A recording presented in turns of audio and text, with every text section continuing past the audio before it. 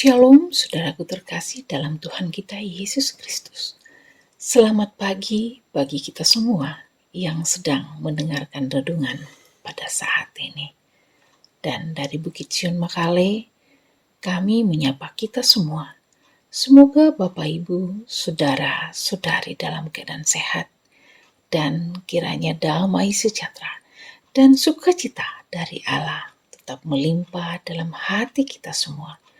Dan saya percaya penyertaan dan pengasihan Tuhan tetap nyata dalam istirahat Bapak Ibu, saudara-saudari dalam sepanjang malam tadi. Dan kita bersyukur untuk pagi ini Tuhan memberikan hari yang baru, berkat yang baru bagi kita. Karena itu, mari kita awali seluruh aktivitas kita hari ini dengan membaca, mendengar, dan merenungkan firman Tuhan. Namun sebelumnya, mari kita berdoa. Bapa kami yang di surga, Bapa yang empunya kehidupan kami. Pagi yang indah ini kami bersyukur untuk semua anugerah karya Tuhan dalam hidup kami. Kami sudah dibangunkan lagi dari tidur kami dan mulai diberi hari yang baru untuk kami berkarya dalam setiap tugas dan pekerjaan yang Tuhan anugerahkan kepada kami. Dan sebelum kami memulai aktivitas kami hari ini, kami rindu diperlengkapi dengan firman Allah. Karena itu, berkati kami untuk menerima firman pada pagi ini, sehingga kami dapat memahami dan mengerti maksud firman Tuhan yang datang kepada kami. Karena itu berfirmanlah, karena kami telah siap mendengar firman-Mu. Amin.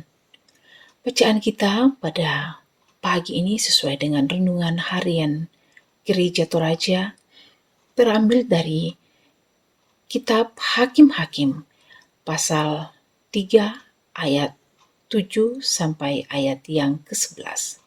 Kitab Hakim-Hakim pasal 3 ayat 7 sampai ayat yang ke-11. Orang Israel melakukan apa yang jahat di mata Tuhan. Mereka melupakan Tuhan Allah mereka dan beribadah kepada para Baal dan para Asyera. Lalu bangkitlah murka Tuhan terhadap orang Israel, sehingga ia menjual mereka kepada Kusyan Rishyataim, Raja Aram Mesopotamia, dan orang Israel menjadi takluk kepada Kusyan Rishyataim 8 tahun lamanya. Lalu berserulah orang Israel kepada Tuhan, maka Tuhan membangkitkan seorang penyelamat bagi orang Israel, yakni Otniel, anak Kenas, adik Kaleb. Roh Tuhan menghinggapi dia dan ia menghakimi orang Israel. Ia maju berperang, lalu Tuhan menyerahkan Kusyan Rishyataim, Raja Aram, ke dalam tangannya, sehingga ia mengalahkan Kusyan Rishyataim. Lalu amanlah negeri itu 40 tahun lamanya. Kemudian matilah Otniel, anak Kenas. Dan tema renungan kita pada pagi ini adalah roh yang memampukan. Roh yang memampukan. Kita tidak bisa tanpa Tuhan, karena Dialah yang menguatkan, memelihara, dan memberkati kita. Lalu bagaimana jika kita melupakan Tuhan dalam hidup ini? Setelah melupakan Tuhan dan beribadah kepada para Baal dan para Asyera, orang Israel jatuh ke bawah kuasa Aram Mesopotamia. Setelah mengalami penderitaan selama 8 tahun, barulah mereka berseru kepada Allah. Merespon seruan umat, Allah mengutus Otniel untuk memimpin Israel berperang melawan musuh mereka. Allah memberkati Otniel dengan menempatkan rohnya atas Otniel. Tidak banyak yang bisa kita ketahui tentang Otniel. Ia adalah keponakan Kaleb yang kemudian menjadi menantunya. Namun ayat 10 cukup berbicara tentang kiprah Otniel. Roh Tuhan mendatangi dia sehingga ia dapat mengalahkan Resiataim, Raja Aram Mesopotamia. Hasilnya, Israel dapat menikmati kedamaian selama 40 tahun. Dapat kita katakan bahwa kemenangan Otniel adalah kemenangan Allah.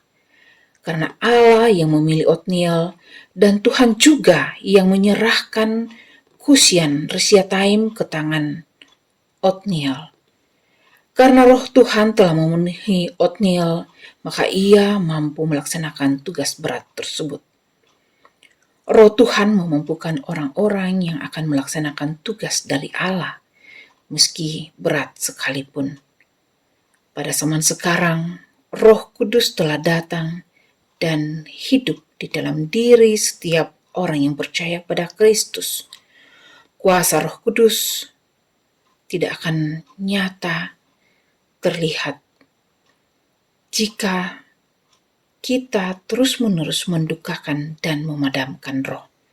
Baru setelah kita membiarkan diri kita dipimpin Roh Kudus, maka kita akan dimampukan untuk berkarya bagi Tuhan dan menjadi berkat bagi orang lain.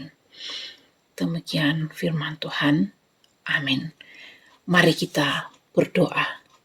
Bapa kami yang di sorga, Bapa yang Maha Kasih, kami bersyukur, berterima kasih buat firman-Mu yang telah Engkau perdengarkan lagi bagi kami pada pagi ini. Ajarkanlah kami untuk tetap setia dan berpengharapan hanya di dalam Yesus Kristus, Juru Selamat kami. Engkau pun kiranya tetap mendengar doa dan seruan permohonan kami, seperti Engkau mendengar seruan orang Israel. Dan kiranya Roh Kudus terus memampukan kami untuk selalu mengandalkan Tuhan dalam setiap pekerjaan, bahkan pergumulan kami. Hari ini biarlah Roh Kudus memampukan kami untuk menyelesaikan setiap tugas dan tanggung jawab kami, dan berkat Tuhan pun tercurah untuk setiap pekerjaan kami hari ini, sehingga dapat memberikan hasil yang terbaik untuk kehidupan kami, terlebih untuk hormat dan kemuliaan nama Tuhan. Ampunilah segala dosa kami, di dalam nama Tuhan kami Yesus Kristus kami sampaikan doa ini. Amin. Demikianlah renungan kita pada hari ini. Selamat beraktivitas, Tuhan memberkati.